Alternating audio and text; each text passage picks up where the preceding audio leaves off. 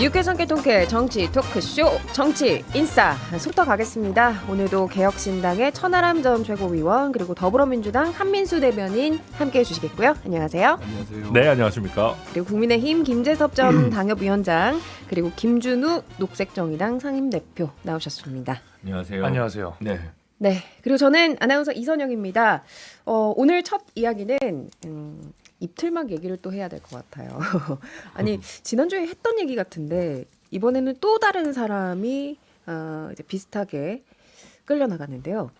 윤 대통령 주재로 진행된 의료개혁 민생토론회 행사장에서 대한소아청소년과 의사회 임현택 회장 말에 따르면 힘으로 들어가려는 시도나 신체적인 접촉은 없었지만 경호 인력들이 입틀막을 했다. 그리고 나서 퇴거 불응죄로 분당 경찰서까지 이첩을 했다라고 했는데요. 영상들 보셨나요?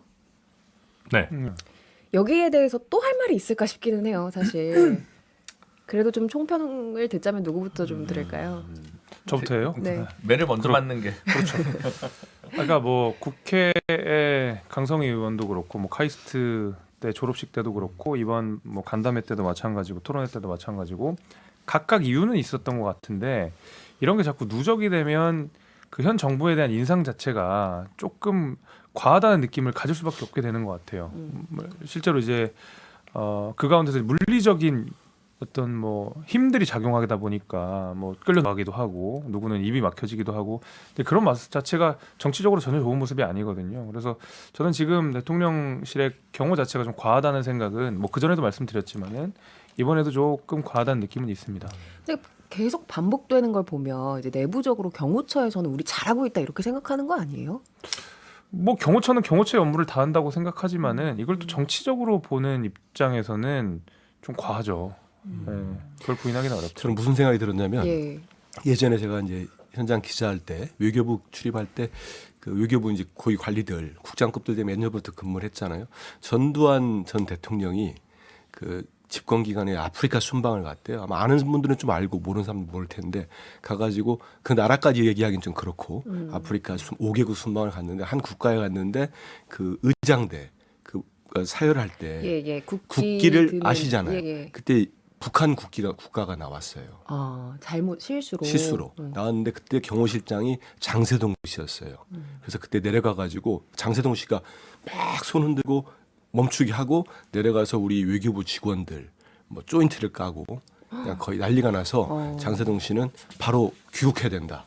전두환 대통령한테 있으면 안 된다 이 나라에 했는데 마치 통큰 것처럼 전두환 대통령이 이렇게 하고 왔는데 그래도 해야지 했다는 건데 제가 우려하는 건 이런 거예요. 그러니까 이런 일이 계속 반복될수록 경호처에서는 규정에 따랐다. 뭐 어느 대통령도 근데 그게 아니고 전반적인 그 집권할 때 그 어느 정부냐에 따라서 기류라는 게 있습니다. 정말 이렇게 전두환 전 대통령 같은 군사 독재 시절에 그런 강압적인 기류 있잖아요. 권위주의적인 그렇죠. 권위주의적인 권위주의적. 말씀하시는 거죠. 전 이번 이제 우려하는 게 이게 아마 경호처에 있는 경호관들이 이러면 다 고도로 숙련된 분들인데 이런 기류들이 있을 거예요. 과도하게 진압하고 일단 입부터 틀어막고 좀 잠깐 가보십시오. 문재인 대통령이 제가 국회에서 그때 근무할 때인데 오셨어요. 신발을 누가 던졌잖아요. 전 그분이 막 입 막혀가지고 끌려간 건 보지 못했거든요. 나중에 막긴 했지만 그런 식으로 약간 그런 것들이 지금 윤석열 대통령이 반복되면 반복될수록 권위주의적이고 예전으로 완전 정말 돌아간 거 아니냐 독재 시대로 이런 것들이 중복될 겁니다. 누적되고 그런데도 계속 경호처는 누구도 경호처에서만 입장을 내고 있는 거예요. 예. 이게 누가 좋다고 이렇게 계속되는지 모르겠어요. 이제는 조금 뭐 더 이상은 이제 진보 보수의 문제로 다가가지는 사람들이 않으실 것 같아요. 왜냐하면 강성희 의원이나 뭐 저희 당의 신민기 대전시당 대변인과 달리 이분은 좀 보수 색채가 짙은 인사라고 좀 봐야 될 거고 지난번에 뭐 이재명 대표 때 뭐 형사고발 했나 부산대병원 맞아요. 네, 그런 분이기 때문에 이제는 좀 뭔가 고민을 진중하게 좀 해야 될 것 같다. 뭐 경호처가 계속 지금 뭐 재발 방지나 사과조차 전혀 안 하고 있는데 계속 이런 일이 반복되면 대통령 본인도 이제 그럼 뭐 어디 다니겠습니까? 계속 이렇게 뭐 반대하는 여론이나 이야기를 하고 싶어하는 사람들이 많을 텐데 또다시 이제 뭐 용산에 숨으실 거냐 그러실 게 아니면 뭔가 좀 정리하는 유도리나 이런 것들을 좀 가질 때가 됐다라는 생각이 들고요. 어쨌든 뭐 굉장히 이걸 슬기롭게 잘 풀어야지 이건 계속 이런 식으로 해가지고는 용산과 여당한테도 굉장히 곤란하겠지 않을까요? 예. 근데 저는 사실 생각이 좀 다른데요. 어, 저도 제가 이거를 책임질 수 있는 위치에 있다면 이렇게 안 할 거예요. 저도. 제가 대통령이라면이라고 제가 지금 들은 것 같은 건 제가, 착각인 거죠. 착각입니다. 제가 이제 책임질 수 있는 위치라 그렇게 안 할 거고 국민의힘에서 힘을 담당하고 있는 김재섭 위원장조차도 이게 좀 과하다라고 여기고 있기 때문에 저 당연히 동감합니다. 그런데 이게 이제 역설적으로 굉장히 여러 번 되풀이 되고 방금 김준호 대표님께서도 말씀하셨듯이 이분은 의사고 되게 보수 성향의 의료인이라고 알려져 있는 분이에요. 근데 이런 분한테도 그냥 입틀막을 그냥 계속 하잖아요. 이렇게 되면 이거는 오히려는 정치적으로나 그 국민들의 인식적으로는 이게 그냥 프로토콜이구나. 그러니까 이게 뭐 진보 인사든 뭐 누구든 상관없이 대통령 행사에서 뭐 이 미리 사전에 양해되지 않은 발언권을 얻지 않은 발언을 하거나 어떤 행동을 하려고 하면 입을 막고 끌고 나가는 게 프로토콜이구나라는 인상을 주는 효과는 저는 있다고 보거든요. 그러니까 그래서 저는 이걸 당연히 바람직하다고 보진 않지만 역설적으로 이게 되게 여러 차례 반복되다 보니까 그냥 의례 경호적으로 이렇게 하는가 보다라는 느낌을 받는 면은 저는 일부 있다. 그렇게 평가합니다. 네. 그런데 그건 정말 좋지 않은 거죠. 이제 그게 반복되면서 일부 국민들한테 그런 인상을 심어줄 예. 수 있겠지만 예. 아니 지금이 어느 시대인데 대통령이 국민들 하는 얘기를 알겠습니다. 보수든 진보든 들어야 되는 거 아닙니까? 이게 뭐 그냥 끌려나갔다가 아니라 입을 틀어막는 행위가 이제 목소리를 안 들리게 한다라는 그렇죠. 이제 해석까지 이어지면서 여러 비판의 지점이 있는 것 같은데요. 뭐 판단은 청취자분들의 몫입니다. 이 얘기는 여기까지 하고요. 광고 듣고 오죠.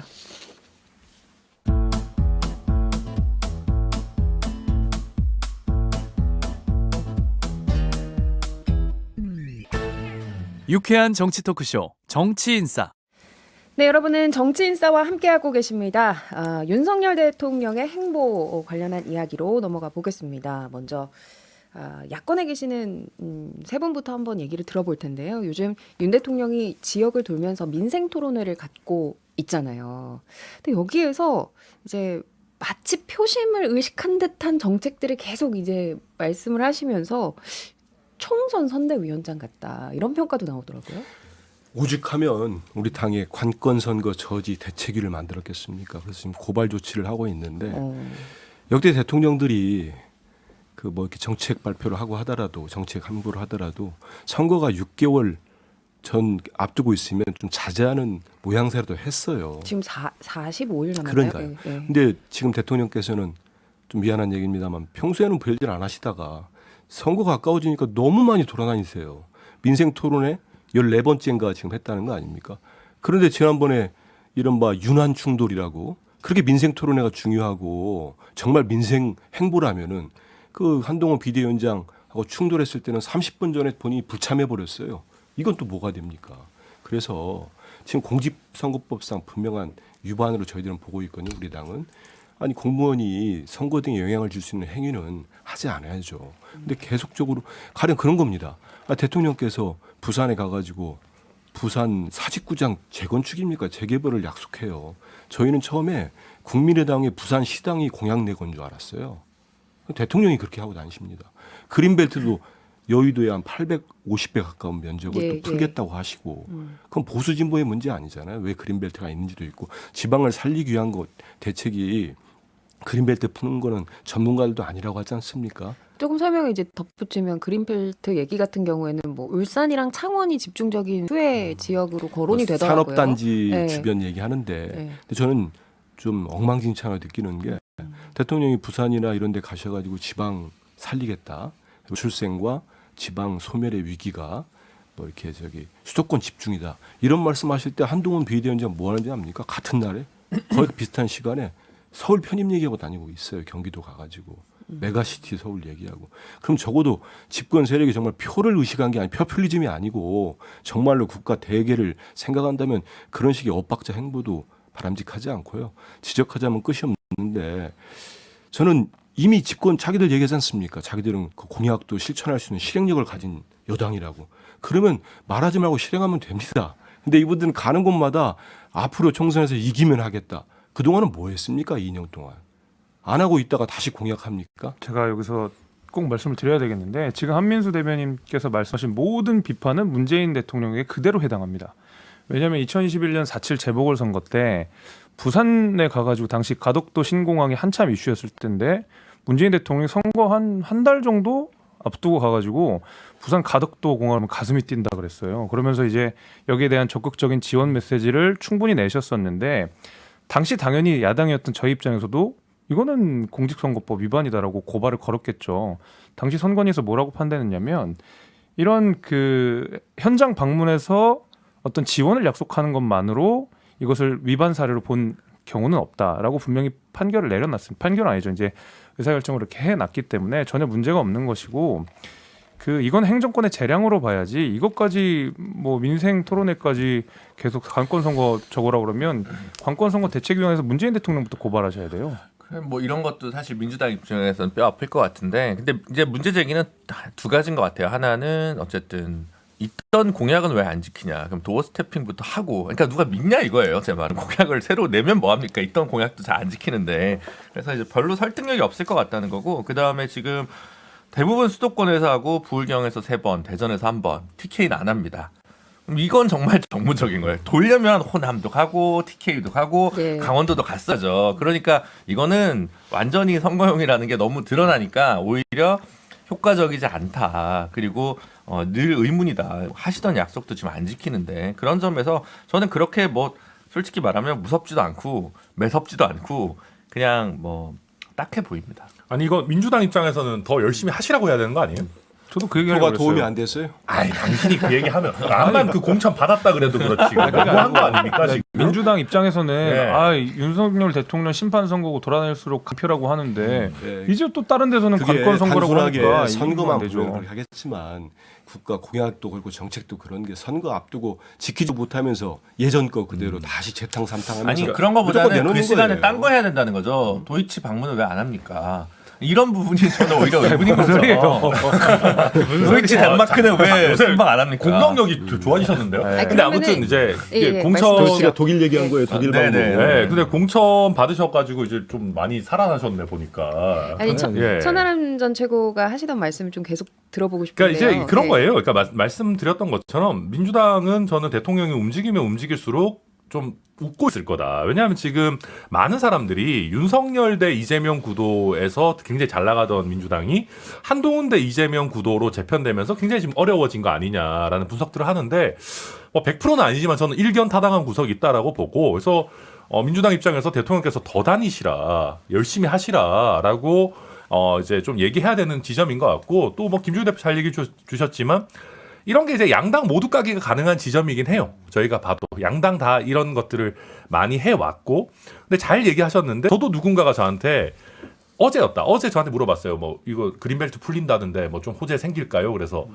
여가부 폐지도 아직 못 하고 있는데 무슨 그린벨트는 풀겠습니까? 뭐 그런 얘기하고 그랬는데 그래서 대통령이 이렇게 다니셔도 생각보다 임팩트도 없고 제가 봐도 그냥 간표 안 되면 다행인 수준일 거다. 그래서 민주당은 너무 걱정 마시고 대통령 열심히 하시라 지금 그러시라. 임팩트가 없다셨는데 그럼 반대로 이거는 어떤가요? 공수처가 이제 손준성 전 검사 이제 기소하면서 무혐의 처분했던 그 고발 사주 의혹 관련해서 윤 대통령과 한 위원장을 이제 다시 입건했잖아요. 요거는 임팩트가 있을까요, 없을까요? 뭐 조금은 있을 수는 있을 텐데. 이거는 있어요. 근데 뭐 그렇게 크진 않을 것 같아요. 이것보다는 오히려 이제 앞으로 공개될 예정이라고 하는 그 김건희 여사가 추가로 뭘 더 받으시는 거 이런 게 더 직관적으로 다가와서 그런 뭘 또 받았대요? 뭐 그런 게 예고돼 있더라고요. 그래요? 뭐. 공개가 예. 된대요? 곧 뭐 단독 뭐 이렇게 해서 이제 또 동영상을 추가로 공개하실 예정이라고 하는 것 같은데 그거는 이제 좀 즉각적으로 다가오고 최근에 약간 잊혀졌던 김건희 여사 이슈나 대통령의 어떤 개인적인 여러 어떤 문제점들 이런 것들을 부각시키는 효과는 있을 텐데 고발 사주는 조금 약간 이미 너무 많이 뭐가 나왔어요.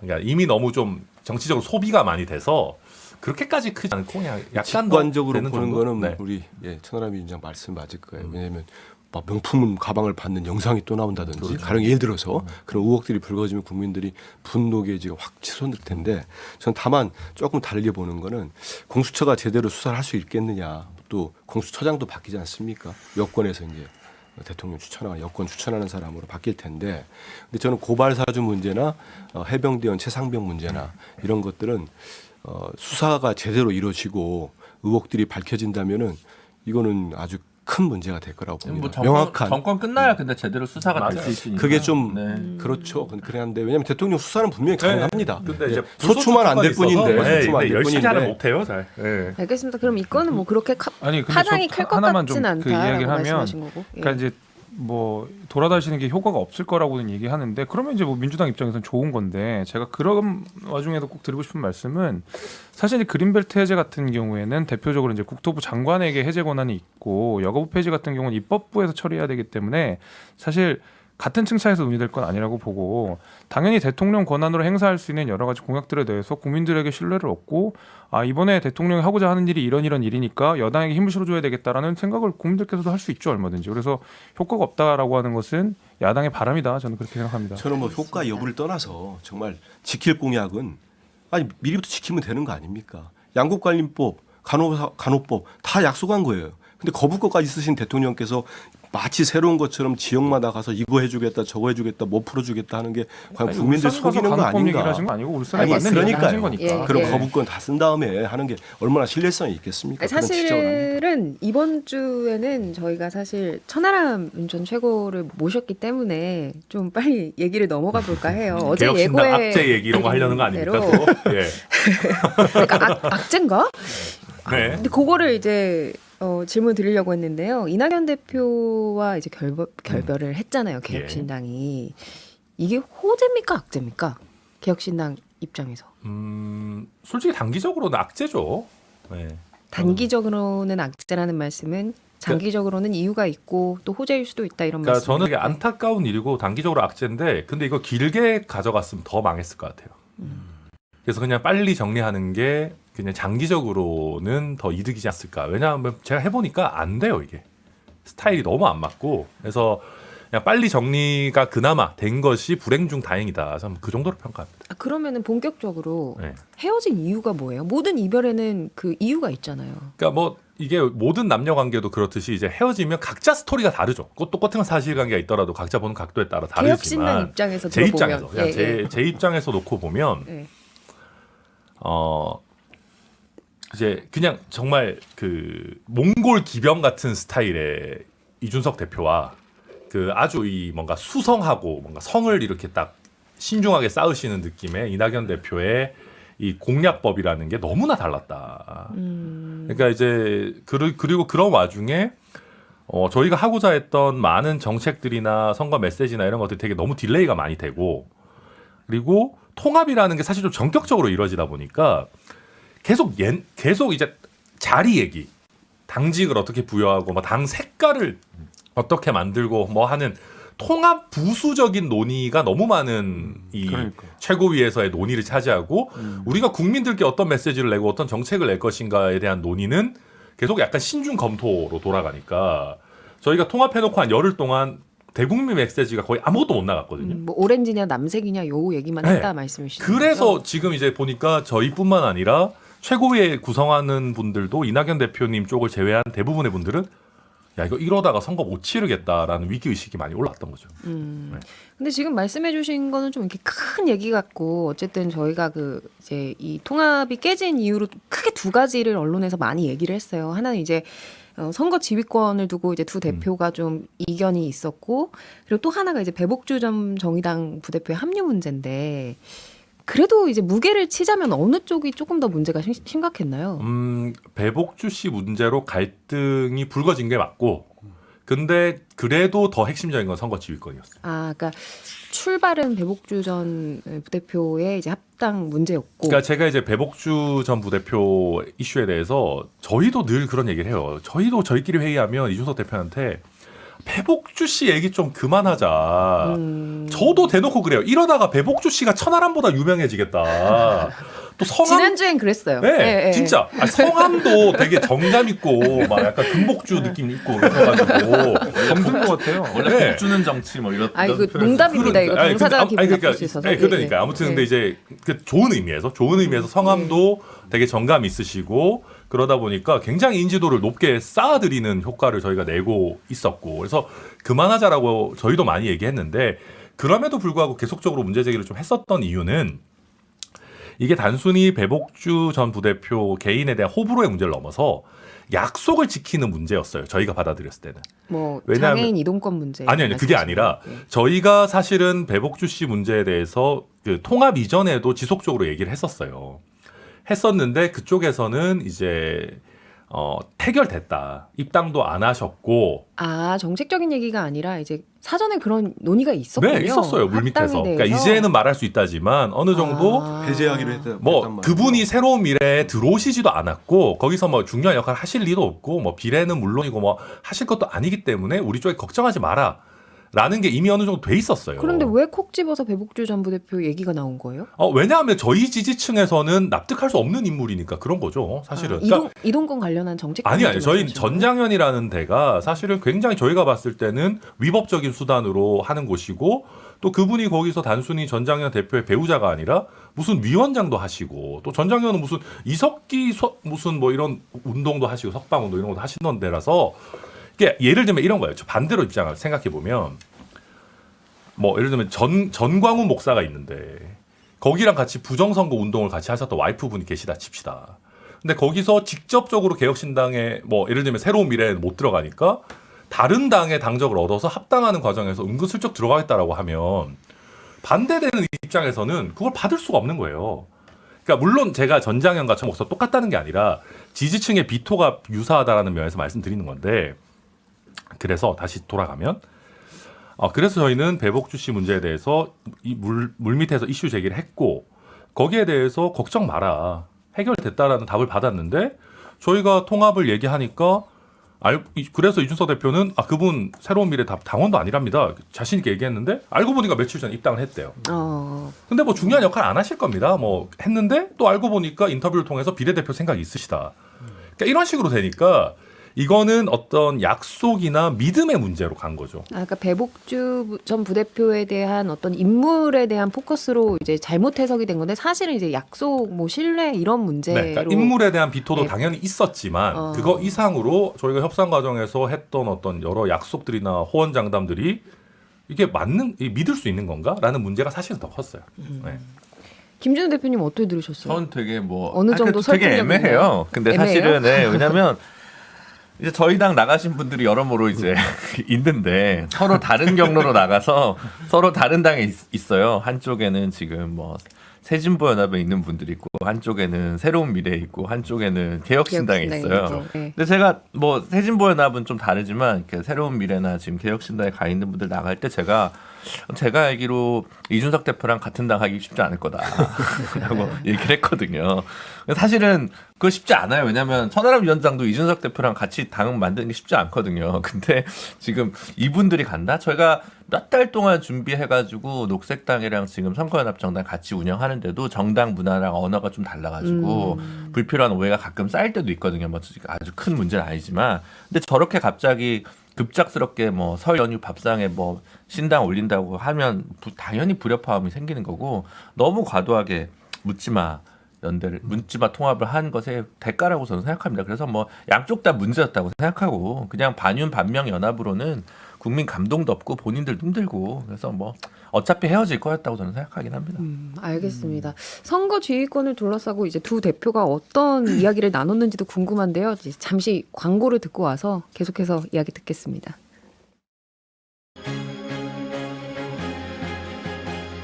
지금 여러분께서는 6회, 상쾌, 통쾌한 정치 토크쇼 정치 인싸를 듣고 계십니다.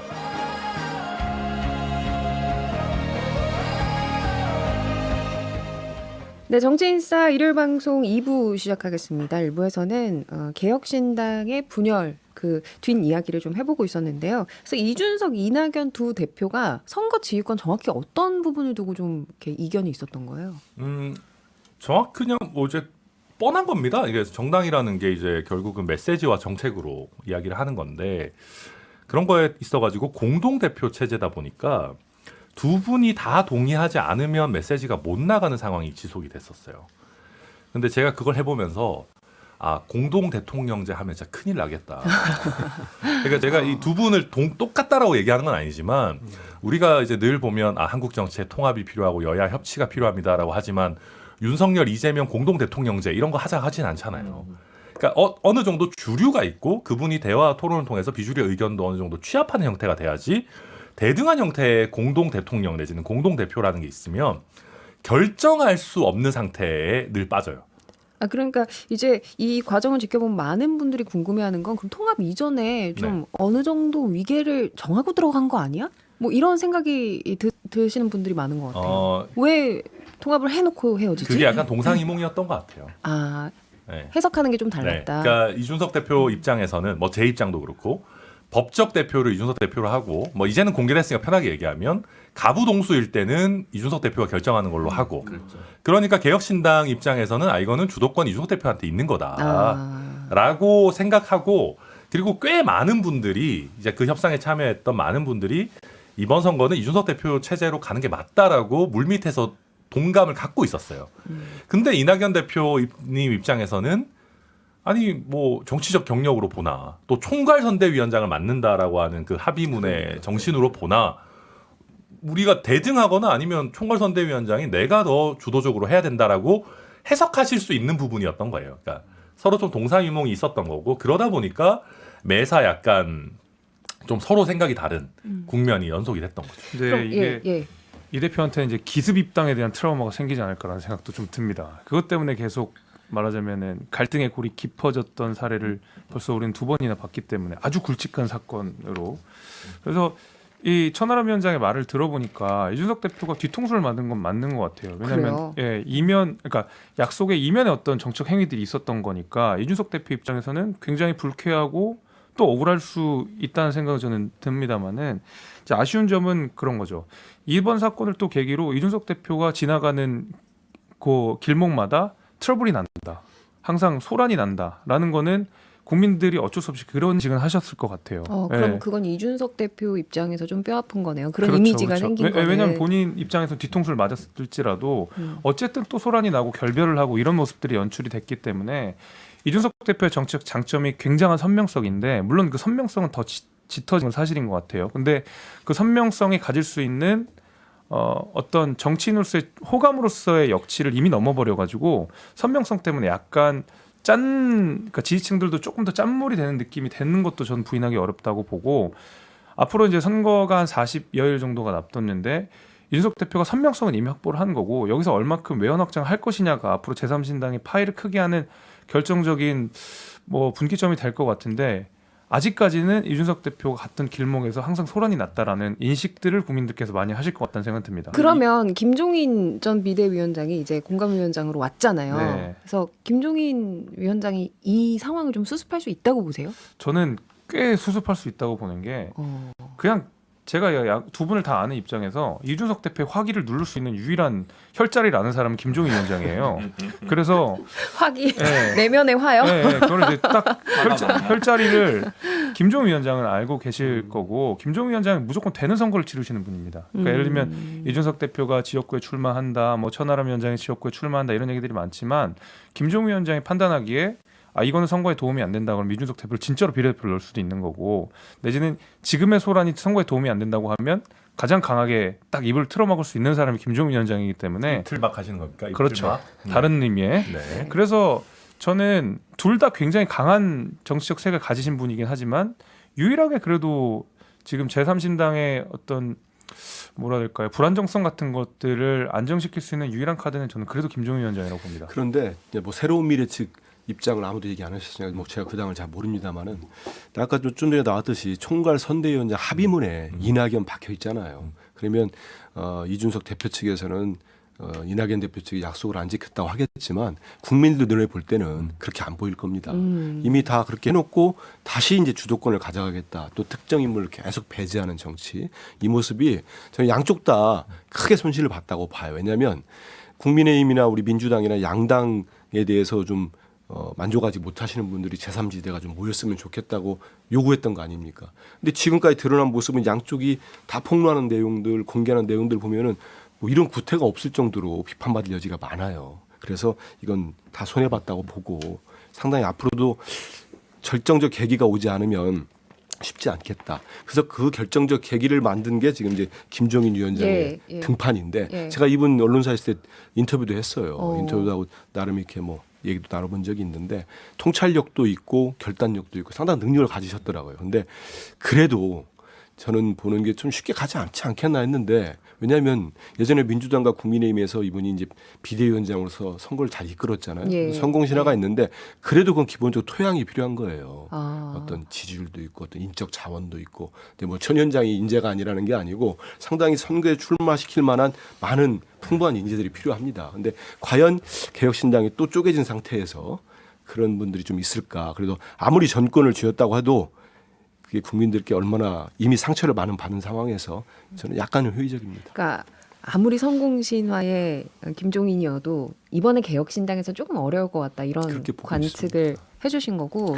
근데 저는 예. 제가 봤을 때는 김종인 비대위원장이 이제 뭐 등판하는 거는 뭐 괜찮아요. 괜찮은데 이준석 대표 입장에서는 사실 이제 더 이상 젊은 정치인 취급받지 않고 내가 이제 홀로서기 하고 40대고 이제 그렇게 나아가고 있는데 결국은 아직은 정치적 후견인을 필요로 하는 거 아니냐라고 해서 오히려 앳된 이미지가 더 씌워진다는 의미에서 별로 좋은 그림은 아니었던 것 같아요. 스스로 문제를 해결하는 걸 이번에 보여줬어야 되는데 또 어디선가 구원 등판을 요구하게 되는 거니까 저는 그 면에서는 약간 좀 마이너스가 난 거 아니냐라고 좀 생각이 들고 그리고 요당에서 지금 공관위원장 역할이 그렇게 중요할까요? 뭐 쳐낼 현역이 없는데 실질적으로. 그런 의미에서 사실은 이게 지금 역할이 되게 애매한 것 같아요. 공관위원장으로서 뭔가 할 게 거대 정당에서 있지만 저희 당 공관위원장도 아무도 관심 없는 자리거든요. 그래서 저는 이 부분도 약간 아니 왜 갑자기 또 셀프 디스라고 아니 뭐 정확히 분수를 알고 이제 평론을 하는 것이 중요하기 때문에 저는 그렇게 얘기를 하고 그래서 조금 여러 가지로 여튼 별로 좋은 신호들은 아닌 것 같습니다. 개혁신당에. 자, 그리고 이제 지금 천하람 와서 전 말할 수 총무가, 있지만 예. 통합 반대하지 않았어요? 천하람 위원장은 마음속에. 아니에요. 저는 통합하였다고 지금 다 공언되어 있기 때문에 일단 다시 돌아가서 우리가 좀 보면 일단 저희 입장에서는 김종인 위원장 오신 거는 호재예요. 무조건 호재고 저희 개혁신당 입장에서 일단 언론의 이슈가 된다라는 것만 해도 주목도가 확 올라가고 그럼요. 이제 스피커가 사실 이준석 대표에게 너무 의존하고 있었고 근데 이제 어떻게 보면 약간 뭐 쌍포로 나갈 수 있는 뭐 좋은 뭐 이제 여건이 된 거고요. 그리고 많은 평론가나 정치권에 있는 분들이 김종인 위원장 안 오실 거다라고 했었어요. 아니, 왜냐하면 본인이 안 간다는 말씀을 하셨어요. 근데 그거는 관심 이제 없다고. 김종인 위원장 네. 영입의 원래 1단계이기 때문에 관심 없다 해서 시작하는 거라서 안 간다가 아니라 관심 없다. 네, 예, 네, 예, 그건 이제 오히려 저희는 관심 없다 나왔을 때 오시겠구나 생각했는데 왜 거짓말을 하신다는 거예요? 아니 김종인 그런 게 아니라 위원장이? 이제 그만큼 한 이게 입으로 두 말 한다는 거예요. 그렇지 않죠. 이렇게 아, 모시는 과정이 필요해요 앞으로 원래. 관심이 있게 좀 잘해라 이런 이제 시그널인가요? 그래서 이제 저도 관심 없다 나왔을 때 오시겠구나 생각했는데 어쨌든 간에 많은 분들이 그랬어요. 많은 분들이 김종인 위원장의 김종인 매직이라고 하는 거는 될 만한 집에 가서 숟가락 얻는 거 아니냐라는 식으로 분석하는 분들이 많았어요. 제 의견은 절대 아니지만. 근데 사실 이번에 개혁신당뿐만 아니라 개혁신당이 아닌 그 어떤 3당도 한국 정치에 쉽지 않습니다. 근데 그걸 본인이 지금까지 쌓아온 레거시를 어떻게 보면 위태롭게 하면서도 내가 어떻게 보면 여기서 승부를 한번 보겠다라고 해주신 거는 저희 입장에서 굉장히 감사한 결단이고요. 그리고 저는 김종인 위원장을 모시고 오는 정치력을 발휘했다는 데서 저는 이준석 대표가 뭐 앳된 느낌이라거나 마이너스라고 저는 생각하지 않아요. 왜냐하면 황교안 대표가 뭐 김종인 위원장 왔다고 해서 뭐 황교안이 뭐 자기서기할 능력이 없네 이게 아니라 모셔오는 것도 능력인 거거든요. 그렇게 보고 그리고 지금 저도 이낙연 대표와 헤어지면서 저희도 타격도 입었고 뭐 있고 하지만 오히려 김종인 위원장 이슈로 좀 자연스럽게 넘어갈 수 있고 그렇게 넘어가서 당내의 여러 이 자원들을 쭉 보게 되면은요 앞으로 인식의 전환이 저는 좀 있을 거라 봐요. 사실은 이준석 대표가 정치력이 없네, 뭐 트러블이 나네, 막 이런 얘기를 할 때 잘 보면 저희한테 이제 같이 합쳐진 여러 세력들 보면 뭐 한국의 희망 말할 것도 없고 금태섭 의원이나 조홍천 이원욱 의원이나 뭐 저희가 다 지켜냈거든요. 그러니까 그런 게 이제 저는 나름대로 이낙연 대표가 이탈하신 게 되게 뼈아프지만 그 외에 기타 세력들을 김종민 의원 정도의 이탈 만 이렇게 저희가 하고 양정숙 의원까지 포함해서 저희가 지켜냈고 거기에 김종인 위원장까지 오셨다라고 하는 것이 저는 나름대로 이거는 한국 정치 새로운 스펙트럼을 좀 보여줬다 이런 평가. 그렇게까지 하기에는 저희가 더 잘해야 되고요. 네, 일단은 저희가 좀 안 좋은 이 이낙연 대표 이탈이라고 하는 이슈를 잘 정리하고 넘어가는 수순이다 정도로 저는 평가합니다. 일각에서는 이런 추측들도 하더라고요. 그러니까 이낙연 대표와의 결별의 배경에 김종인 위원장이 있다. 아 그거는 진짜 아니에요. 진짜 아니에요. 진짜 아니에요. 뭐 거실 거예요? 스타벅스 커피 거실 거예요? 뭐 그 정도는 걸 수 있어요. 그건 뭐 특별히 그거는 거짓말 할 때도 걸 수 있을 것 같은데 그 정도는. 근데 이제 전사에 전사는 좀 힘드네요. 근데 이게 실제로 뭐 둘 중에 한 분을 꼭 이렇게 정해야 되는 그런 국면은 아니었고요. 그러니까 이낙연 대표 쪽에서 오히려 김종인 위원장을 추천한 면도 있었고, 그리고 김종인 위원장 제가 아까도 말씀드렸지만 안 된다라고 시작하더라도 또 같이 설득해 나가다 보면 또 되는 부분들이 있었기 때문에 저희가 이낙연 대표냐 김종인 위원장이냐 둘 중 하나를 선택해야 되는 그런 국면은 전혀 아니었다. 말씀드릴 수 있습니다. 알겠습니다. 네. 그러면 이제 김종인 전 비대위원장이 지금 공관위원장으로 오신 거잖아요. 네. 그러면은 이준석 대표와 천하람 전 최고한테는 어디로 출마하라고 조언을 하실까요? 아직 저도 얘기를 못 나눠봐서. 그럼 네. 어디로 출마하고 싶으세요? 저는 순천 출마하고 싶습니다. 네. 이준석 대표는 어디로 가고 싶다고 하던가요? 지금 여러 곳을 좀 보고 있는 것 같아요. 이제 그냥 1차로는 노원이고, 근데 이제 오래 그 외에도, 보시더라고. 그 외에도 되게 뭐 수도권의 격전지들 위주로 좀 보고 계시는 것 아니 같습니다. 요즘에 뭐 대구도 화성 포함한 것 같고. 동탄 이쪽 얘기가 나오더라고요. 뭐 반도체 벨트에 좀 도전을 해보겠다. 네, 저는 실제로 가능성 있다고 보는 것이 저희 이제 당의 주요 자원들이 이제 양양자 의원도 용인 그쪽이고 이원욱 의원도 아예 딱 동탄이고, 그다음에 구영모 전 화성시장 후보도 이제 화성의 좋은 자원이거든요. 그러니까 그러다 보니까 벨트를 만들기가 제일 좋아요. 네, 그래서 지금 얘기는 많이 나오고 있는데, 근데 이게 너무 이렇게 또 오픈이 많이 돼서 이게 실제 할 수 있는 전략인지 좀 봐야 될 것 같아요. 왜냐하면 이게 이준석 대표 나온다 그러면 또 양당에서도 대진표가 좀 대진표에 대해서 또 있으니까. 고민하실 수 있어서 현실화 될지는 좀 봐야 될 것 그럼 같습니다. 원래 이 자리에 앉아있던 우리 장성철 소장님이 맨날 나는 비례 가라 뭐 그러신 거잖아요. 비례무새다 이러잖아요. 그 안은요?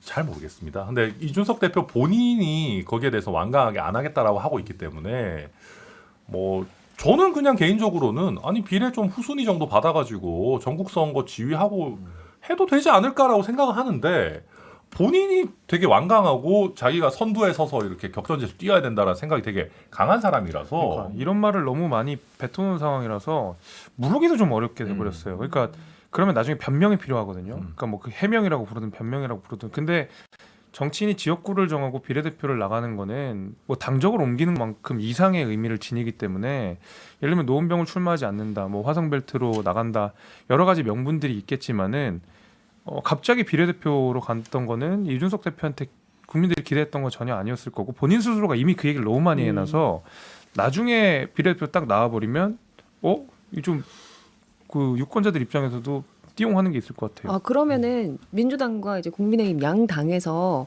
이 이준석과 천하람 이 주축 멤버들이 어디에 출마할 것이냐, 이거 조금 이렇게 유의미하게 지금 살펴보고 있는 분위기가 있나요?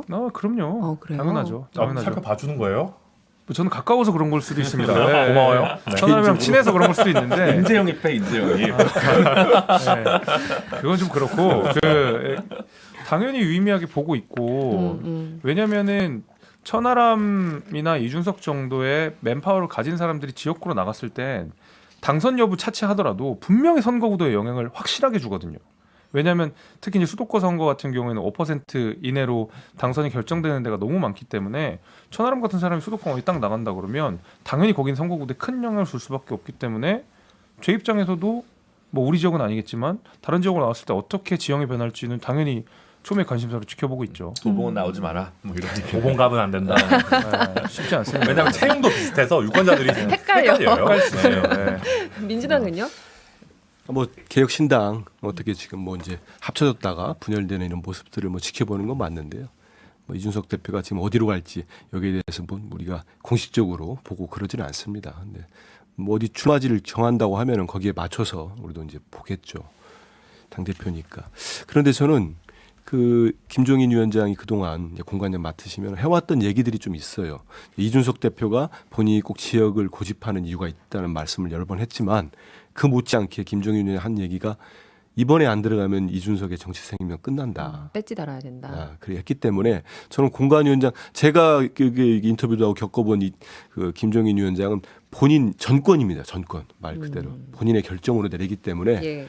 그 이준석 대표를 꼭 국회로 보내야 되겠다는 의지가 강하다고 하면은 이준석 대표를 설득하든지 어떤 식으로 저는 비례도 충분히 살아있는 카드같이 보여요. 비례는 예. 살아있는데 비례 몇 번이냐가 되게 애매한 거죠. 2번이라고 하면 되게 좀 그런 거를 예전에 우스워질 난 거고 그 기자할 때 보니까 네. 김종인 의원이 민주당 왔을 때 본인 그때 셀프 아주 입번했죠. 생일 순번 가지고 알지 않습니까? 네, 예. 그런 거 전혀 고려 안 하시더라고요. 그래서 딱 뭐 약속 아니면 자기 결정 하면은 딱 밀어붙이는 또 그렇게 해서 결과가 또 좋았어요. 좋았으니까 또 그게 다 넘어간 건데 그런 점들을 보면은 또 그렇게 모습을 보여야 지금 아까 우리 김 위원장도 얘기했지만은 지금 거기에는 무슨 이 김종인 위원장이 야당이든 여당이든 민주당이든 국민의힘 가서 보면 현역 의원들 많이 이렇게 컷오프도 하고 쇄신 모습 많이 보여줬잖아요. 근데 지금 개혁신당은 그런 만한 여지가 별로 없어요. 그래서 뭔가 주목도를 끌기 위해서는 김종인 위원장만의 어떤 카드가 여러 개 필요한데 저는 그런 것도 카드가 될 것 같아요. 그러니까 그거는 되게 그럴 것 같아요. 저도 사실 계속 당에서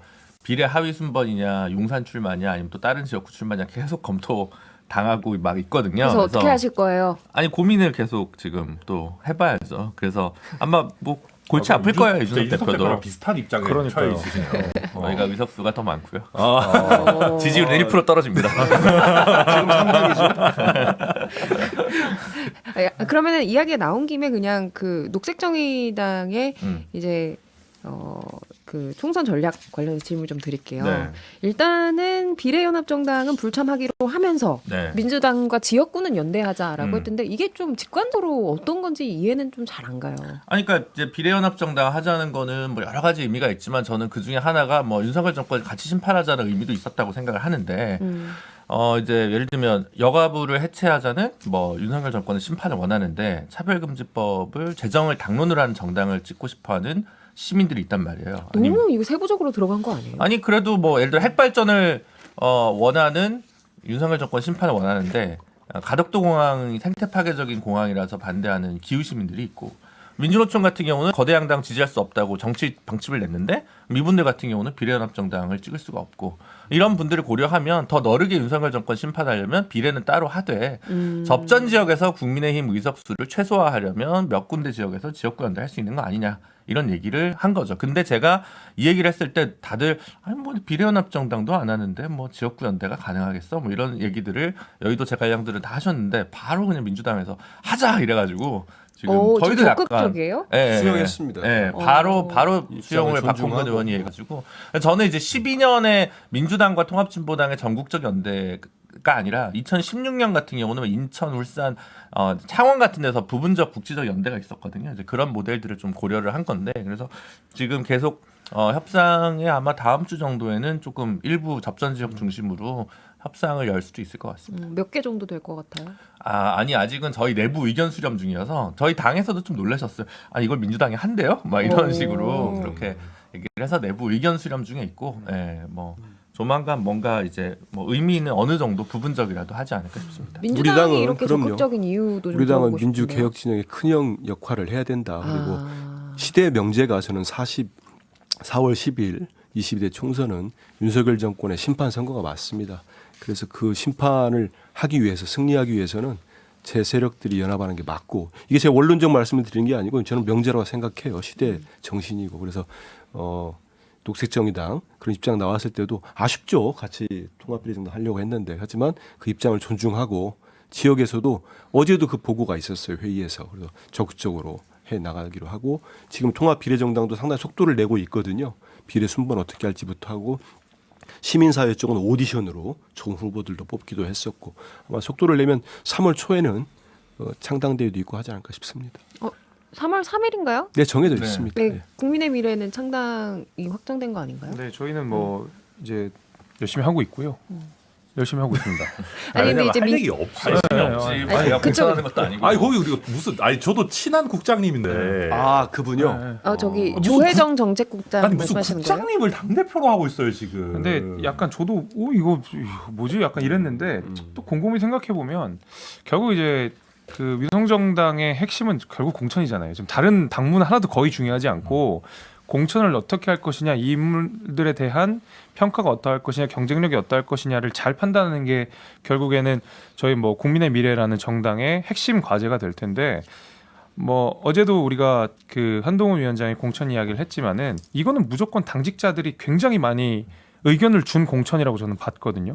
왜냐하면 제가 뭐 말씀드렸듯이 굉장히 정교하게 이루어지는 공천이에요. 예를 들면 경쟁력 없는 사람들을 사실 여론이나 아니면 언론에 드러나지 않는 분들인데 이런 분들을 굉장히 잘 뭔가 컷오프를 시키고 잘 정리를 해놓았던 걸 보면 이건 단순히 공관위원들만 할 수 있는 일은 아니거든요. 이건 무조건 당직자들이 내부 사정을 잘 아는 사람들이 정리를 해놓은 거예요. 그러면 이 공천관리 업무의 일환에 그러니까 공천관리 업무를 가장 잘하는 사람들이 또 국민의 미래로 가서 그 업무만 중심으로 일을 하겠다라는 게 보여가지고 저는 좀 의외긴 했지만 그래도 다 명분이 있다는 생각이 들었어요. 뭐 7명 탈당시키느냐가 이제 양당의 위성정당파들의 이제 고민이죠. 저희 당을 밑으로 뒤로 돌려야 되기 때문에. 아 근데 이제 이거는 한국 정치가 아무리 난장판이지만은 이게 어쨌든 그 위성 정당도 그냥 선관위 등록이나 아니면 선거법상으로 보면 독립된 정당이에요. 그렇기 때문에 서로가 서로 선거운동을 대놓고 하지 말게 하는 거고 여러 이런 것들이고 실제로 선거 보조금도 따로 받아가잖아요. 그렇죠. 80억 수준으로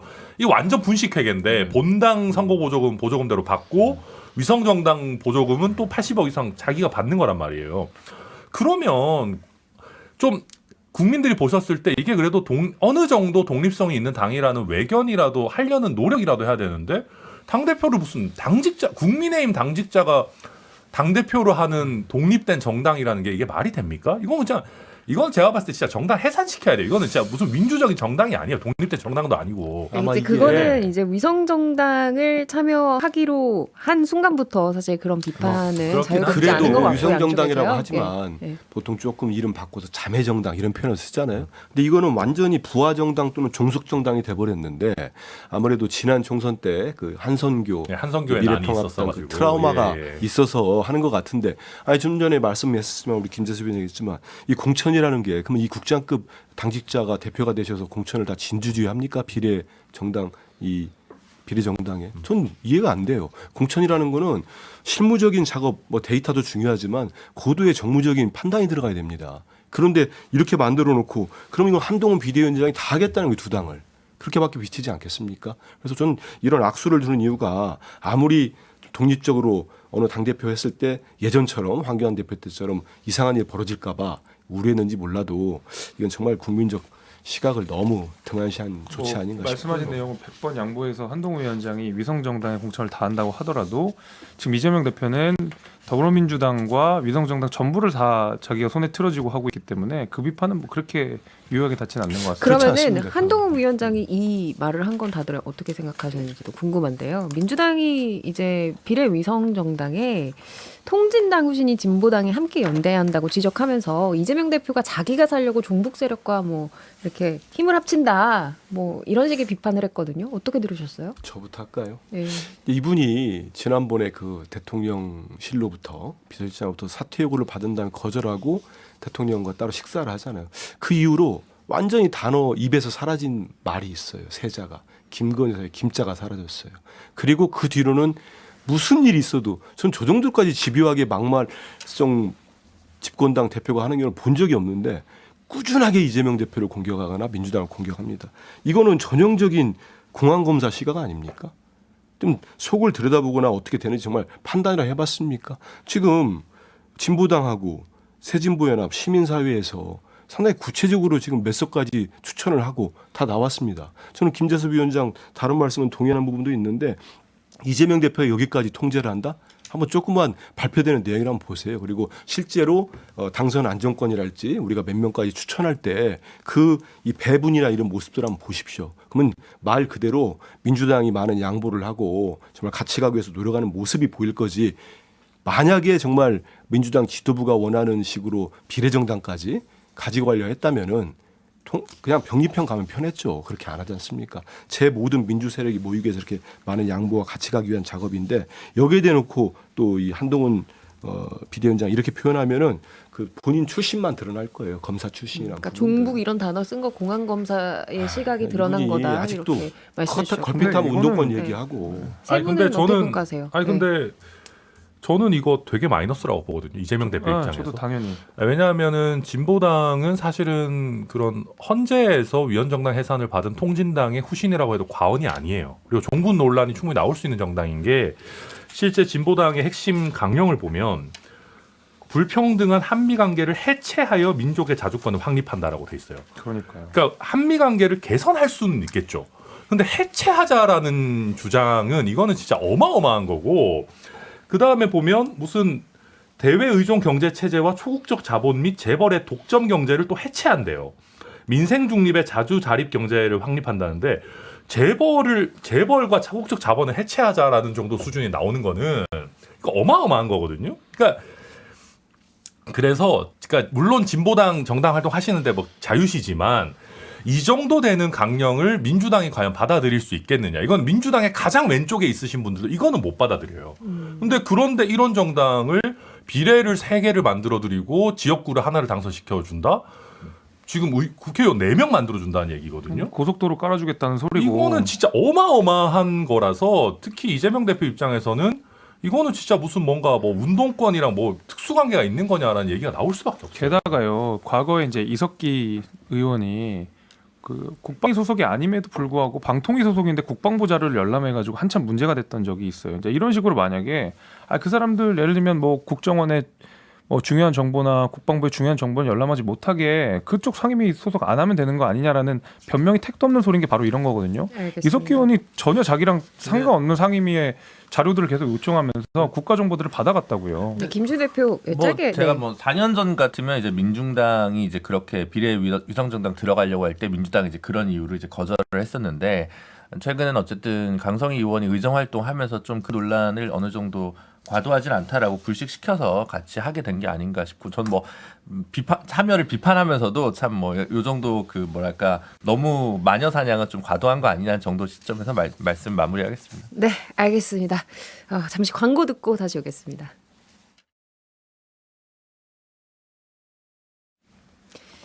네, 육회상계 통계 정치 토크쇼 정치 인싸 이번 주는 개혁신당의 천하람 전 최고위원 그리고 민주당의 한민수 대변인 함께해 주셨고요. 김준우 대표 그리고 김재섭 전 당협위원장까지 함께했습니다. 저는 아나운서 이선영이었고요. 다음 주 토요일에 정치 인싸 11시 5분에 다시 돌아오겠습니다. 고맙습니다. 감사합니다. 감사합니다.